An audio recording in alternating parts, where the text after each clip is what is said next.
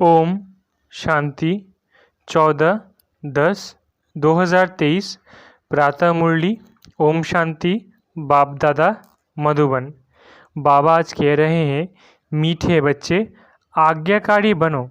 बाप की पहली आज्ञा है अपने को आत्मा समझ बाप को याद करो। मीठे बच्चे आज्ञाकारी बनो। बाप की पहली आज्ञा है अपने को आत्मा समझ बाप को याद करो। प्रश्न, आत्मा रूपी बर्तन अशुद्ध क्यों हुआ है? उसको शुद्ध बनाने का साधन क्या है? उत्तर, बाह्यात बातों को सुनते और सुनाते आत्मा रूपी बर्तन अशुद्ध बन गया है। इसको शुद्ध बनाने के लिए बाप का फरमान है, hear no evil, see no evil आदि आदि। एक बाप से सुनो, बाप को ही याद करो तो आत्मा रूपी बर्तन शुद्ध हो जाएगा। आत्मा और शरीर दोनों पावन बन जाएंगे। गीत जो पिया के साथ है। ओम शांति। ओम शांति का अर्थ तो बच्चों ने समझा हुआ है। बच्चों को घड़ी घड़ी पॉइंट्स दी जाती है। जैसे घड़ी घड़ी कहा जाता है, बाप और वर्षे को याद करो। यहाँ कोई मनुष्य की याद नहीं है। मनुष्य की व किसी देवता की याद दिलाएंगे। पारलौकिक बाप की याद कोई दिला न सके, क्योंकि बाप को कोई जानते नहीं। यहाँ तुमको घड़ी घड़ी कहा जाता है, अपने को आत्मा समझ बाप को याद करो। जैसे बाप को बच्चे होते हैं तो सब समझ सकते हैं, ये बाप से वर्षा लेने आया है। फिर उनको बाप और वर्षा याद रहता है। यहाँ भी ऐसे है। ज़रूर बच्चे बाप को जानते नहीं हैं, इसलिए बाप को आना पड़ता है। जो बाप के साथ है उन्हों के लिए ये ज्ञान बरसात है। वेद शास्त्रों में जो ज्ञान है वो सब है भक्ति मार्ग की सामग्री।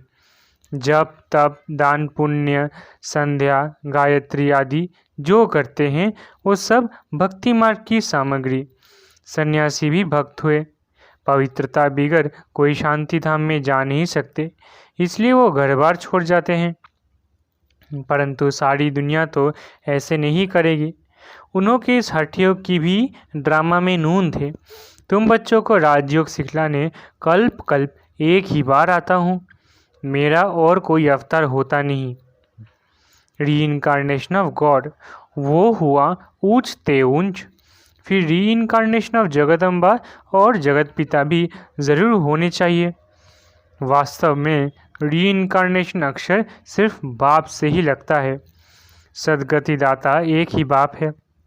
यूँ तो हर एक चीज़ फिर से रीइंकारनेट होती है। जैसे अभी भ्रष्टाचार है तो कहेंगे भ्रष्टाचार रीइंकारनेट हुआ है, फिर से भ्रष्टाचार हुआ है, फिर से श्रेष्ठाचार आएगा। रीइंकारनेट तो हर चीज़ का होता है। अभी पुरानी दुनिया है, फिर नई दुनिया आएगी। नई दुनिया के बाद कहेंगे फिर से पुरानी दुनिया आई है। ये सब बातें बाप बैठ समझाते हैं। जब यहाँ बैठते हो तो हमेशा ऐसे समझो, मैं आत्मा हूँ, मुझे बाप का फरमान मिला हुआ है, मुझे याद करो। बच्चों की सिवाय तो और कोई बाप का फरमान मिल न सके। फिर बच्चों में कोई तो आज्ञाकारी होते हैं, कोई आज्ञा न मानने वाले भी होते हैं। बाप कहते हैं, हे आत्माएं, तुम मेरे साथ बुद्धि का योग लगाओ। बाप आत्माओं से बात करते हैं और कोई विद्वान पंडित आदि ऐसे नहीं कहेंगे कि मैं आत्माओं से बात करता हूँ। वह तो आत्मा सो परमात्मा समझ लेते हैं। वो है रंग। तुम बच्चे जानते हो कि शिव बाबा इस शरीर द्वारा हमें समझा रहे हैं। शरीर बिगड़ तो एक्ट हो न सके। पहले पहले तो ये निश्चय चाहिए। निश्चय बिगड़ तो कुछ भी बुद्धि में नहीं बैठेगा। पहले निश्चय चाहिए कि हम आत्माओं का बाप वो निराकार परमपिता परमात्मा है और साकार में है प्रजापिता ब्रह्मा। हम हैं ब्रह्मा कुमार कुमारियाँ। शिव के तो सब आत्माएं बच्चे हैं, इसलिए शिव कुमार कहेंगे, कुमारी नहीं। ये सब बातें धारण करनी है। धारणा तब होगी जब निरंतर याद करते रहेंगे। याद करने से ही बुद्धि रूपी बर्तन शुद्ध होगा। वाहियात बातें सुनते सुनते बर्तन अशुद्ध बन गया है, उसको शुद्ध बनाना है। बाप का फरमान है, मुझे याद करो तो तुम्हारी बुद्धि पवित्र होगी। तुम्हारी आत्मा में खाद पड़ गई है, अब पवित्र बनना है। सन्यासी कहते हैं आत्मा निर्लेप है। बाप कहते हैं आत्मा में ही खाद पड़ी है। श्री कृष्ण की आत्मा और शरीर दोनों पवित्र है। दोनों पवित्र सिर्फ सत्युग में ही होते हैं, यहाँ तो हो नहीं सकते। तुम आत्माएं नंबरवार पवित्र होती जा रही हो, अभी पवित्र बने नहीं हो। कोई भी पवित्र नहीं है, सब पुरुषार्थ कर रहे हैं। अंत में नंबरवार सब की रिजल्ट निकलेगी। बाप आकर सभी आत्माओं को फरमान करते हैं कि मुझे याद करो, अपने को अशरीरी समझो, देही अभिमानी बनो। मूल ये बात बाप बिगर कोई समझा नहीं सकते। पहले पूरा निश्चय होगा तो विजय पाएंगे, निश्चय नहीं होगा तो विजय नहीं पाएंगे। निश्चय बुद्धि विजयंती, संशय बुद्धि विनश्यंती। गीता में कोई कोई अक्षर बहुत अच्छे हैं, इसको कहा जाता है आटे में नमक। बाप कहते हैं मैं तुमको सभी वेदों शास्त्रों का सार समझाता हूँ कि इनमें क्या क्या है। ये सब है भक्ति मार्ग के रास्ते, इनकी भी ड्रामा में नूंद है। ये प्रश्न ही नहीं उठ सकता कि ये भक्ति मार्ग क्यों बनाया हुआ है। यह तो अनादि बना बनाया ड्रामा है। तुमने भी इस ड्रामा में बाप से स्वर्ग के मालिक बनने का वर्षा अनेक बार लिया है और लेते रहेंगे, कभी अंत नहीं हो सकता। ये चक्र अनादि फिरता ही रहता है। तुम बच्चे अभी दुखधाम में हो, फिर शांति धाम में जाएंगे, शांति धाम से सुखधाम में जाएंगे, फिर दुखधाम में आएंगे। ये अनादि चक्र चलता ही रहता है। सुखधाम से दुखधाम आने में तुम बच्चों को 5000 वर्ष लगते हैं, जिससे तुम 84 जन्म लेते हो। सिर्फ तुम बच्चे ही 84 जन्म लेते हो, सब नहीं ले सकते। ये बेहद का बाप तुमको डायरेक्ट समझा रहे हैं और बच्चे फिर मुरली सुनेंगे व पढ़ेंगे या टेप सुनेंगे। टेप भी सब नहीं सुन सकते।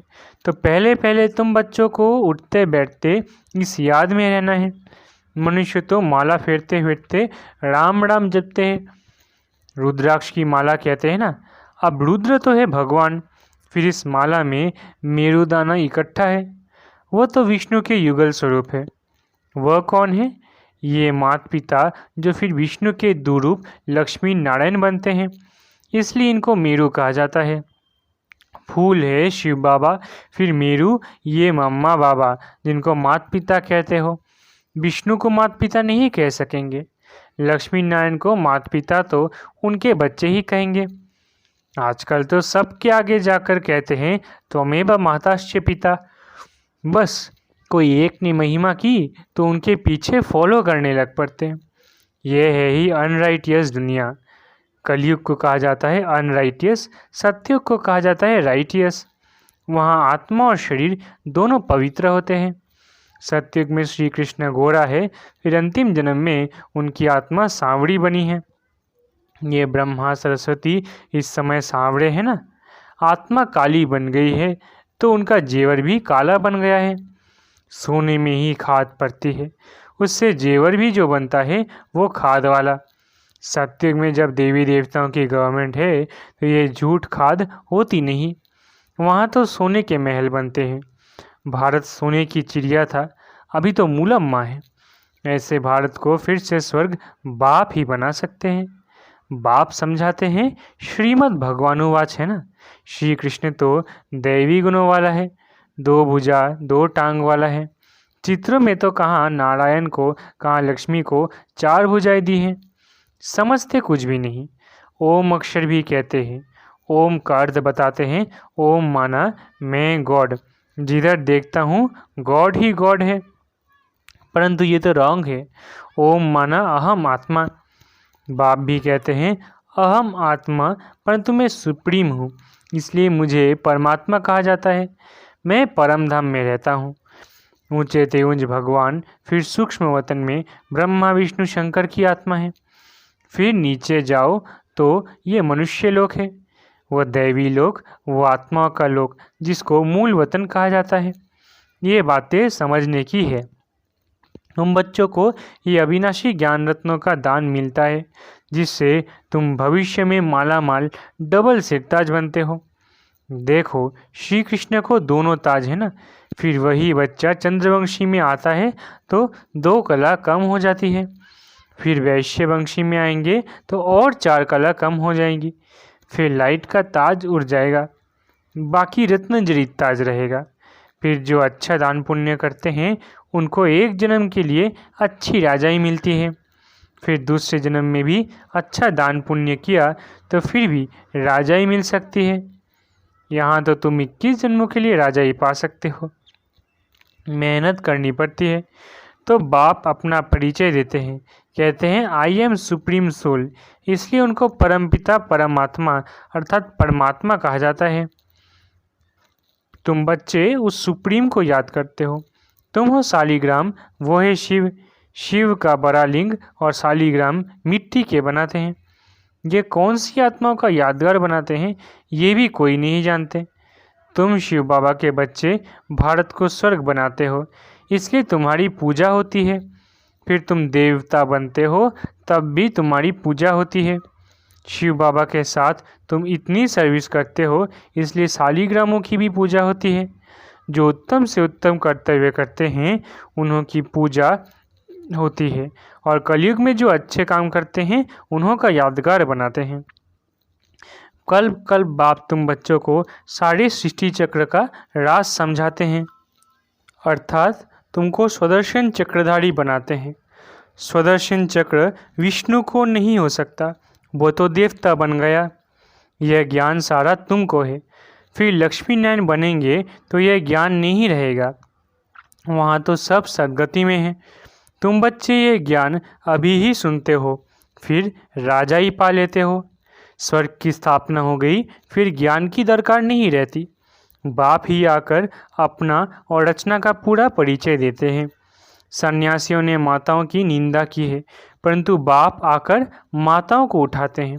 बाप ये भी समझाते हैं कि ये सन्यासी न होते तो भारत कामचिता पर बैठ एकदम खाक हो जाता। जब देवी देवता वाम मार्ग में गिरते हैं तो उस समय अर्थक्वेक बड़ी जोर की होती है, फिर सब नीचे चला जाता है और खंड आदि तो होते नहीं, भारत ही होता है। इस्लामी आदि तो पीछे आते हैं, तो फिर वह सत्य की चीज़ें यहाँ रहती नहीं। तुम जो सोमनाथ का मंदिर देखते हो वो कोई बैकुंठ का नहीं है, ये तो भक्ति मार्ग में बना है, जिसको मोहम्मद गजनबी आदि ने लूटा। बाकी देवताओं के महल आदि सब अर्थक्वेक में गायब हो जाते हैं। ऐसे नहीं कि महल के महल नीचे गए हैं वही फिर ऊपर आ जाएंगे, नहीं, वह तो अंदर ही टूट फूट सड़ जाते हैं। फिर उसी समय खोदते हैं तो कुछ न कुछ मिलता है, अभी तो कुछ भी नहीं मिलता है। शास्त्र में कोई ये बातें नहीं है, सदगति दाता है ही एक बाप। पहले पहले तो ये निश्चय चाहिए, निश्चय में ही माया विघ्न डालती है। कहते हैं भगवान कैसे आएगा, अरे शिव जयंती है तो ज़रूर आए होंगे। बाप ने समझाया है, मैं बेहद के दिन और बेहद की रात के संगम पर आता हूँ, ये कोई नहीं जानते कि किस समय आता हूँ। तुम बच्चे जानते हो, बाप ने ही ये नॉलेज दी है और दिव्य दृष्टि से ये चित्र आदि बनवाए हैं। गीता में भी कल्प वृक्ष का कुछ वर्णन है। बच्चों को कहते हैं हम तुम अभी है, कल्प पहले भी थे और फिर कल्प कल्प मिलते रहेंगे। मैं कल्प कल्प तुमको यह ज्ञान दूंगा तो चक्र भी सिद्ध होता है, परंतु तुम्हारे सिवाय कोई समझ ना सके। ये सारे सृष्टि चक्र का चित्र है, जरूर कोई ने बनवाया है। बाप भी इस पर, बच्चे भी इस पर समझाते हैं। अच्छा, मीठे मीठे सिकिलत है बच्चों प्रति माता पिता बाप दादा का याद प्यार और गुड मॉर्निंग। रूहानी बाप की रूहानी बच्चों को नमस्ते। हम रूहानी बच्चों की रूहानी माता पिता बाप दादा को याद प्यार, गुड मॉर्निंग और नमस्ते नमस्ते नमस्ते। शुक्रिया बाबा। धारणा के लिए मुख्य सार। पहला, हर बात में विजय का आधार निश्चय है, इसलिए निश्चय बुद्धि ज़रूर बनना है। सद्गतिदाता बाप में कभी संशय नहीं उठाना है। दूसरा, बुद्धि को पवित्र व शुद्ध बनाने के लिए अशरीरी बनने का अभ्यास करना है। बाह्यात व्यर्थ बातें न सुननी है न सुनानी है। वरदान, बेहद के स्मृति स्वरूप द्वारा हद की बातों को समाप्त करने वाले अनुभवी मूर्त भव। वरदान, बेहद के स्मृति स्वरूप द्वारा हद की बातों को समाप्त करने वाले अनुभवी मूर्त भव। आप श्रेष्ठ आत्माएं डायरेक्ट बीज और मुख्य दो पत्ते त्रिमूर्ति के साथ समीप संबंध वाले तना हो, इसी ऊंची स्टेज पर स्थित रहो। बेहद के स्मृति स्वरूप बनो तो हद की व्यर्थ बातें समाप्त हो जाएंगी। अपने बेहद के बुजुर्गपन में आओ तो सदा सर्व अनुभवी मूर्त हो जाएंगे। जो बेहद के पूर्वजपन का ऑक्यूपेशन है उसको सदा स्मृति में रखो। आप पूर्वजों का काम है अमर ज्योति बन अंधकार में भटकती हुई आत्माओं को ठिकाने पर लगाना। स्लोगन, किसी भी बात में मूंझने के बजाय मौज का अनुभव करना ही मस्त योगी बनना है। स्लोगन, किसी भी बात में मूंझने के बजाय मौज का अनुभव करना ही मस्त योगी बनना है। अच्छा, ओम शांति। शुक्रिया बाबा।